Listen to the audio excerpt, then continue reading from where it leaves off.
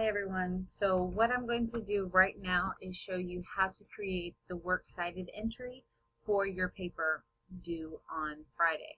So what I have here is a blank Microsoft Word document. Also down here at the bottom I have pulled up the American Manners and Customs front page and publication information. So what you're going to need is your Little Seagull notebook, and you are going to be on page 120 in that Little Seagull book. So go on ahead, get out your Little Seagull book, turn to page 120. Alright, so now what we're going to do is create a Works Cited entry. So I have a blank Word document, and what I've done is I've preset that hanging indent that we discussed in class. Now if you look at your screen, you might see the two arrows near the top on the ruler looking something like this. Now, to preset a hanging indent, which means it will automatically indent for you, you're going to grab this bottom arrow, just the arrow, not the square, and you're going to drag it over to about 1/2 inch. Alright, that means that everything that I type is automatically going to hang, just like that. Alright. So the first thing I'm going to do on my Works Cited is I'm going to go and center my title, and I'm going to type in Works Cited.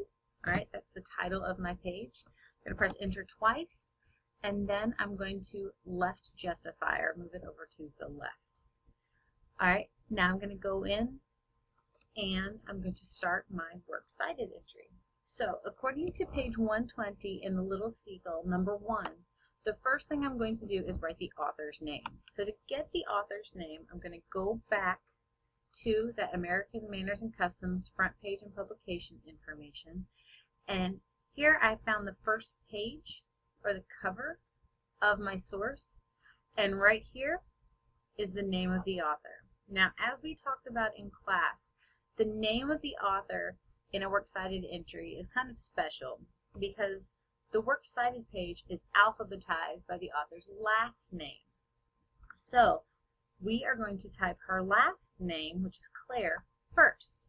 So I'm going to go back to my screen and I'm going to type Claire, comma, and then her first name, which is Elizabeth, and then I'm going to put a period. Alright. Now, next, I'm going to put the title of my source. Now, this is a book source, so as we talked about in class, I'm going to put the title using italics. So the title of this source is American Manners and Customs 1. So, once again, I'm going to go back to that Word document. Here in italics, I'm going to go to the slanted font, click that, and I'm going to type American Manners and Customs 1. Now I'm going to preserve the same capitalization as is in the original title. So I've got my italics, and I'm going to take the italics off by clicking again and press enter. Alright, with me so far? Good. Next, I'm going to need to find the publication city, the publisher, and the year of publication. So to do that, I'm going to go back to that screen. I'm going to go past this first page to the title page. Alright, this is the second page of the book. Alright, so here I have found the title of my publisher, Eardley Publications. Now, this is the company name, so I have to put both Eardley and Publications. But the first thing I need is to find the city. So I'm going to scroll down to what we call the copyright page, which is usually on the back of your title page. And it's got a lot of publication information.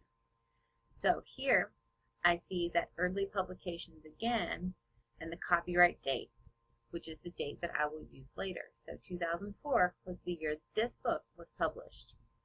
Now, down here, I see I have a city, Saddlebrook, New Jersey. Now, we discussed if the city is not popularly known, you have to include the state and the city.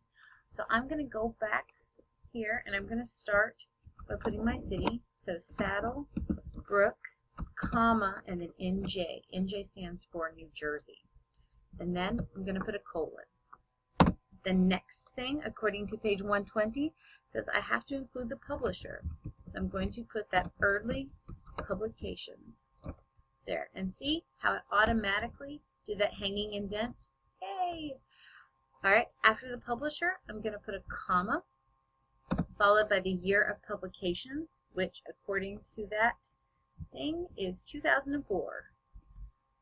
2004, and I'm going to put a period. Now, the last thing we have to do is include the medium of the source. So I'm going to do that because it is a print source. I'm going to put print, period, and now I'm done. The only addition that I would advise you making, go on ahead and make sure that you double space this document, and you can go up here to where it has the two arrows on either side and then pull it down to 2.0. My computer is in Turkish right now, so that's why there's a comma there, but in English, 2.0. Ta-da!